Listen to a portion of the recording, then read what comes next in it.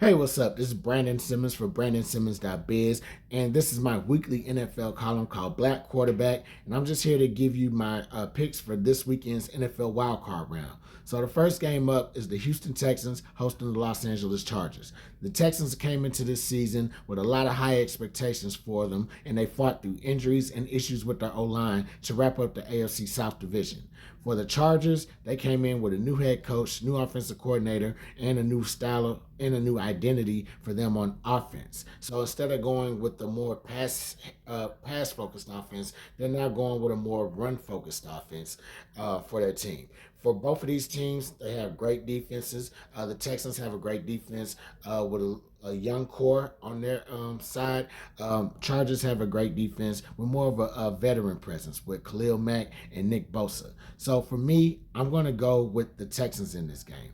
The reason being is that, yes, while both teams do have a great defenses, I think the Texans have, not just a better core, but they have more talent on each level. So in the secondary, you have the rookies Caleb Bullock, who's at safety, and Kamari Lassiter at the cornerback. But you also have a guy like Derek Stingley, who's, pretty much a pro, who's an all pro. Potential all pro, if you will, but also a Pro Bowler as well. So, in addition to that, they have Daniil Hunter and Will Anderson on the as the defensive ends, who are both top 10 in sacks. So, should the Texans linebackers be able to take away that running game, which they have a very solid top 10 running defense. Should they be able to take away that running game, best believe those defensive ends will be getting after the Chargers quarterback, Justin Herbert, who has been sacked at least 4 times, probably like 4 different times. So I expect the Texans to really take that game away. It's going to be a tough one, but I think they'll get the W in that. The next matchup is going to be the Baltimore Ravens hosting the Pittsburgh Steelers. So Baltimore Ravens, they had a slow start at the beginning of the year, and they eradicated that to come up with the AFC North division. For the Steelers, it's been a little bit different for them. They pretty much came. Pretty much to describe the Steelers season is it's been a quarterback workshop that happened to just churn out a few wins. So they started the year off with Justin Fields at the quarterback position, and then they turned things over to Russell Wilson after he got over his calf injury. So even at one point, the Steelers had the lead on the AFC North division, but they just kind of blew it at the end of the year, and they gave it away to the Baltimore Ravens. So I think, with that being said, as quickly as they gave that away, it's going to be real tough for them to kind of beat Baltimore. This late at this time of the year. So I'm going to go ahead and give this game to Baltimore. Not only has the Steelers like struggled mightily at the end, but it's the Baltimore Ravens, man. Like, come on, Derrick Henry, who was a free agent addition for them in the offseason. Of course, it goes without saying what he's going to do.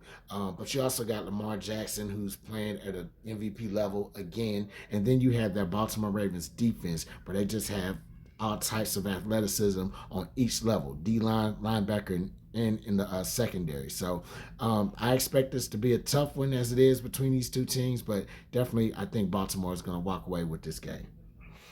Next matchup that I have is the Buffalo Bills hosting the Denver Broncos. So Buffalo, they kind of had a bumpy start as well, but they turned things around really quick, and they did it so much so to the point that Josh Allen is being a heavily considered for the MVP. And why not? Just a couple weeks ago, they had back-to-back games where they scored 40 plus points, and one of them being, that they dropped 50 points on one of their opponents. For the Denver Broncos, they're coming into the season another team. Well, not so much a new head coach, I'm sorry, but more so a new quarterback. Sean Payton, he looks like he finally got his quarterback in Bo Nix, who had a rough start, but he's also really just kind of improved, as the season went on. So, in addition to that, the Broncos also have like an underrated defensive unit, kind of featuring Patrick Surtain Jr. However, for me, it's going to be the Buffalo Bills that's going to take this game. And the reason I'm saying that is Buffalo is not just Josh Allen.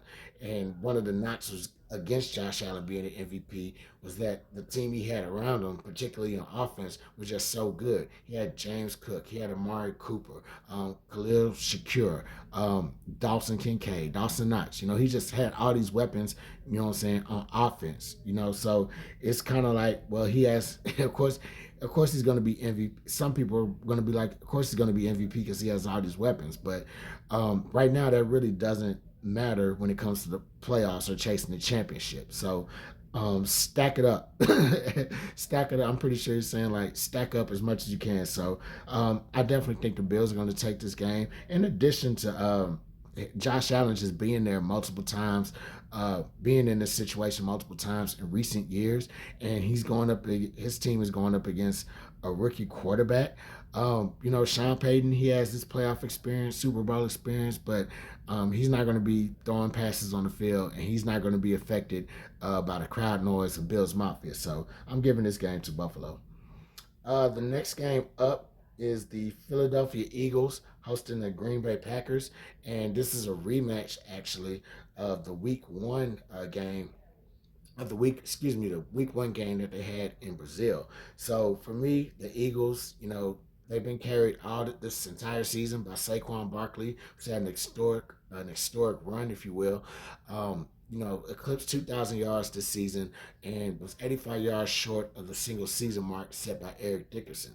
For the Packers, quarterback Jordan Love has kind of took another step towards being the future of this franchise. He's really excelled in the passing game, finding multiple receivers. Romeo Dobbs, Jaden Reed has been a very nice surprise for this team this year, and of course, Christian Watson, who unfortunately got hurt.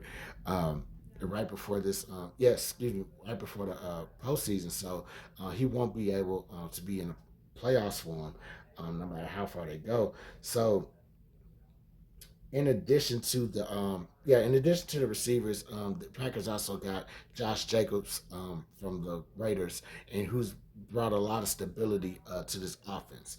For me, I'm gonna have to go with the Eagles in this game, and the reason being is that while the Packers do have a nice cast of people on offense and a couple of players on defense, I think the Eagles just have more star power, more firepower on both sides of the ball. So yeah, we're bragging about Saquon Barkley, but the greatest thing about Saquon Barkley is that he's kind of overshadowed pretty much the other guys on the team like Devontae Smith, AJ Brown, Jalen Hurts, Dallas Goddard. You kind of forget those guys are there, and so if they're going to be keying in on Barkley, and so once they figure out a way to like slow him down, Hurts can go to a Smith, he can go to a Goddard, he can go to a Brown.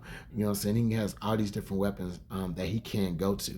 And defensively, the Eagles are just one of the top defenses in the league right now and have just as much talent, especially along the defensive line with Brandon Graham, Jalen Carter, Nolan Smith. You know what I'm saying? So it's really going to be a tough day for the Packers. I would hope that this would be more of a competitive matchup, but I don't see that happening too much. So I'm going to go ahead and give this game to the Eagles. Next matchup that I have is the Tampa Bay Buccaneers hosting the Washington Commanders. So Tampa Bay, they've kind of found a new running back, a new strength in their running game through Bucky Irvin.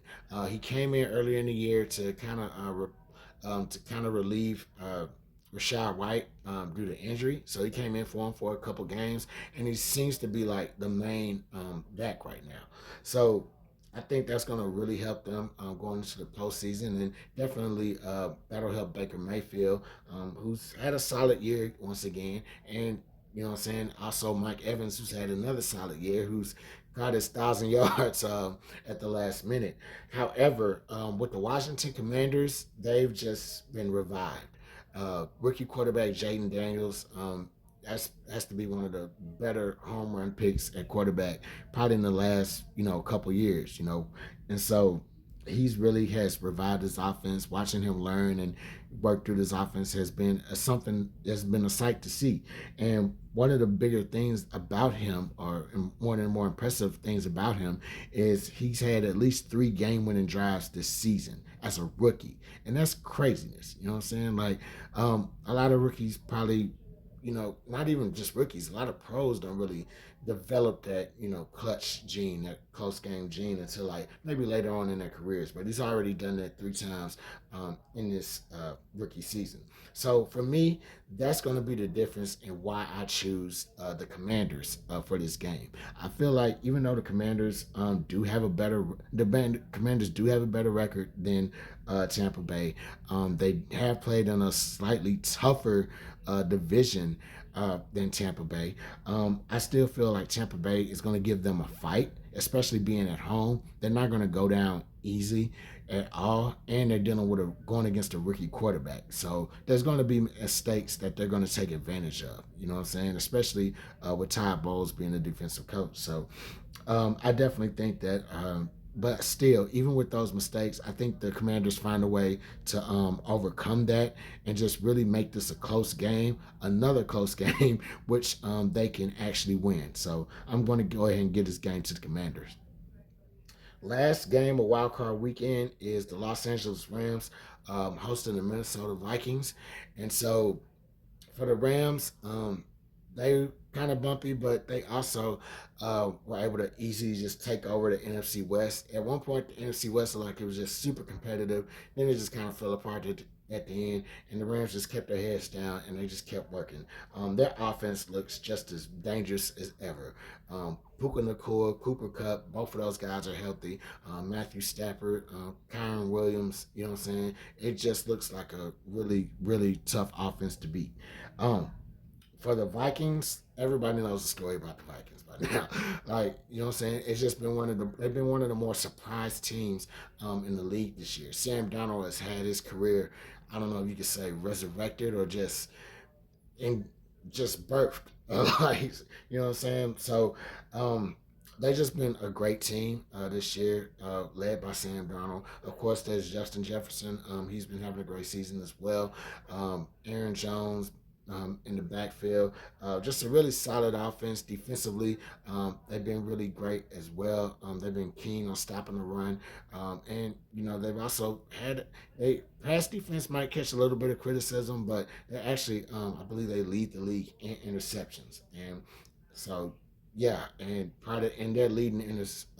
And the team lead in interceptions is cornerback Byron Murphy. So to me, that's what's going to make me give this game to the Minnesota Vikings. They just seem to do a lot of everything right now. You know what I'm saying? And so the crazy part is, um, before the before their game last Sunday, they had 2 losses. So they had a loss against. Ironically, they had a loss against Detroit, and then the following week they had a loss against the Rams. And so last week they had a loss against Detroit, and it remains to see if they're going to have a loss against the Rams. But I don't think that's really the case. I feel like they've they've played long enough during the season. Everybody's accustomed to each other. Everybody's locked in on Donald right now as being like somebody that can lead them in the battle. He's put up numbers. There's times where he's kind of being game managery, but there's other times where he's been like that dude. He's been him. You know what I'm saying? So I think them going into this Rams stadium or Arizona Stadium due to the wildfires. Prayers to everybody affected by that. But them going to visiting the Rams, I think they're going to really just. I think they got a bad. I think I think the loss actually from the Lions game this past Sunday left a bad taste in their mouth. So they're going to try to go in here and just kind of eradicate that as much as they can. They're going to go in there and give it all they got and really show the world that hey, they can be a number 1 seed, and they almost were the number 1 seed had they not lost the game. And that's the crazy part about them being a 5 seed right now, because they were really that good that they were up for the 1 seed in the division crown. So I think they're really going to come out in this game and show that they have something to prove to the world. So yeah, with that game, go ahead and give it to the Minnesota Vikings. So, that's all I got for y'all this week. Um, so yeah, pretty much my picks go like this. I can just go over them real quick. So I'm taking the Texans, the Ravens, the Bills, the Eagles, taking the Commanders, and I'm also taking the Vikings for this week. So, that's all I got for y'all this week. If you're watching this on Facebook, facebook.com/BrandonBlog. Like this video, like my page, share this video. If you're watching this on YouTube, youtube.com, like this video, click the subscribe button. Got plenty more coming next week. So, I'm Brandon Simmons from BrandonSimmons.biz. Holla black.